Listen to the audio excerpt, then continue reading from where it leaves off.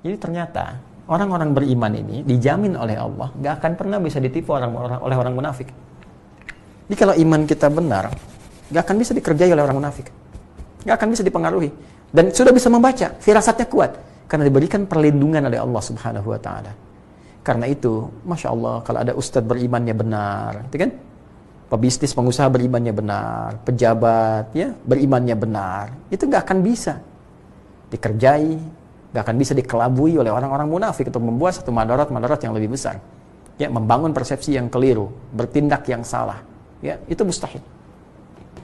Nah, pertanyaannya, kalau masih ada orang munafik di sekitaran, kita belum peka, ya, belum sadar dengan itu dan bisa terbawa suasana itu, ini menandakan imannya lemah. Ini poinnya. Ini poinnya. Karena itu bangun kekuatan iman. Ya, maka insya Allah akan terhindar kita. Apapun usaha kita, berusaha. Tingkatkan. Bagaimana membangunnya? Kembali pada golongan pertama. Golongan pertama. Ya? Cek apa lagi? Begitu dicek, tak keluar. Salatnya mana? Untuk membangun kekuatan iman. Alladzina yu'minuna bil ghaib, kekuatan iman dibangun dengan wa yuqimunas shalah. Coba salatnya cek. Ya? Konsisten enggak? Kuantitasnya, kualitasnya. Mau sampai kapan sholat gak paham-paham yang dibaca? Dari sejak pertama sholat sampai sekarang, berapa persen bacaan sholat yang dipahami? Dari takbir sampai dengan salam.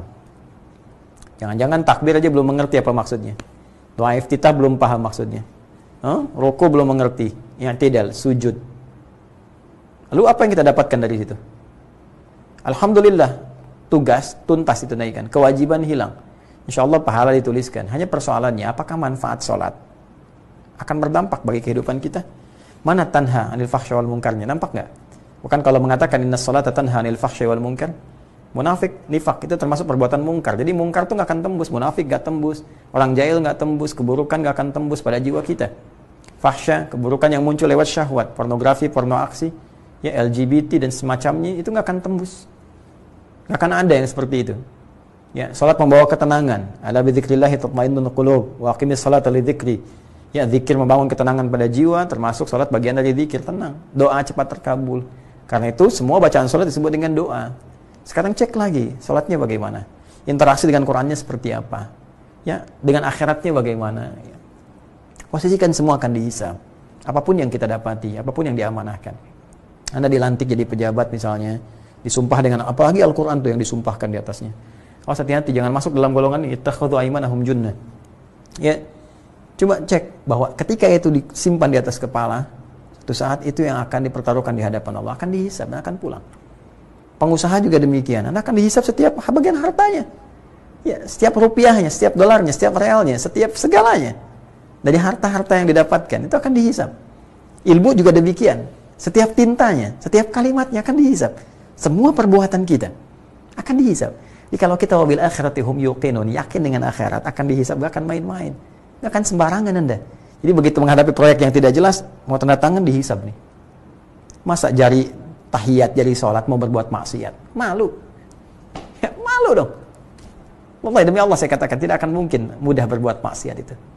Kalau ingat akhirat, kecuali kalau nggak ingat akhirat itu yang bahaya. Artinya, sifat-sifat orang nifak, ya munafik itu tidak hanya terdapat di masa lalu saja. Dia bisa menyebar, virusnya bisa menyebar terus ke generasi setelahnya. Ya, terus berlanjut. Bahkan di masa itu pun bisa berlanjut terus. Kalau nggak diobati, itu terus menyebar. Bahkan lintas zaman, lintas masa, lintas keadaan, lintas dimensi. Nyebar. Itulah bahayanya nifak. Ya, kalau nifak itu sifatnya, munafik itu orangnya. Ya, munafik itu orangnya, nifak itu sifatnya. Jadi bahaya sifat nifak yang membentuk orang munafik, itu bisa terus terwariskan, bahkan menyebar pada generasi-generasi setelahnya.